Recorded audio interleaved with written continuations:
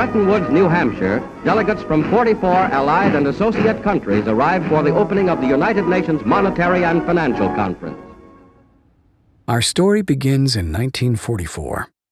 With World War II coming to an end, the Allied nations met at Bretton Woods, New Hampshire, to create a new financial system which would stabilize the world once the war ended.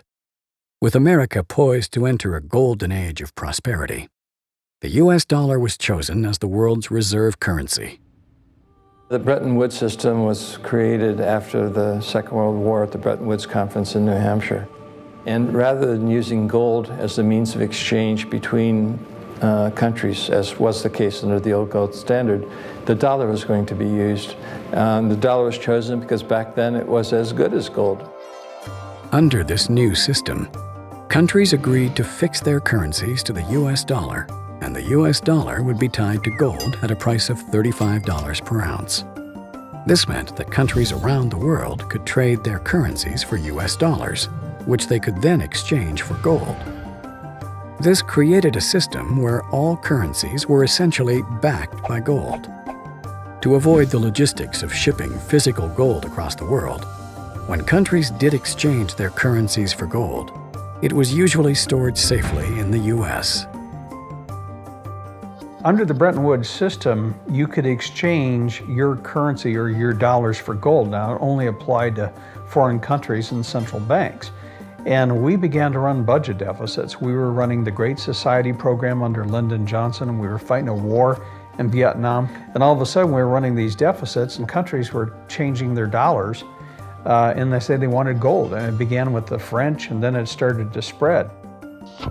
With all the new spending programs in the United States, other countries became concerned that the U.S. was spending more money than it had gold reserves. They started exchanging their dollars for gold and demanded physical delivery, as they felt that there were more dollars being printed than the gold that backed it. To prevent this outflow of gold from American vaults, President Nixon called for an emergency suspension of the gold convertibility system. I have directed the Secretary of the Treasury to take the action necessary to defend the dollar against the speculators. I have directed Secretary Connally to suspend temporarily the convertibility of the dollar into gold or other reserve assets. All of the problems that we see today in the monetary system are a direct result of the decision made in August 15th, 1971, to abandon a fixed link back to gold. What gold did is it provided discipline on governments, provided discipline on government spending. Under the old system, if you ran a budget deficit, then what would happen is gold would flow out of your country until there was a balance again. Well, without any gold backing, then countries ran perpetual deficits. So if you look at, for example, this country, from 1971 on, the U.S. has never run a surplus. Ever since we went off the gold standard, it's just been perpetual stimulus. Good times, bad times, always run a deficit. What led Nixon to abandon the gold standard in 1971, and although he claimed it was temporary, we've been waiting 40 years, we're still off of it.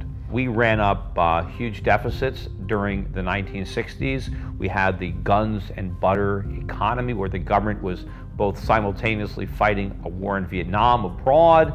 In addition, we were funding manned missions to the moon and the whole space program. We were creating more money than we had gold reserves to back it up.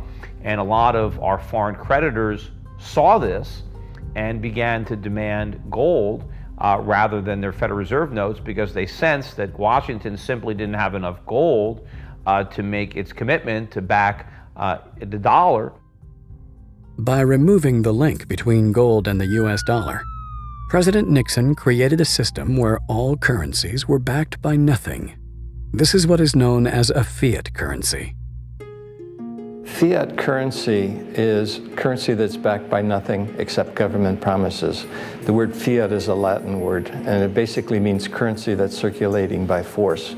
If people have confidence in that currency, and if there's enough government force, that will enable the currency to circulate for a period of time until people lose confidence in the currency.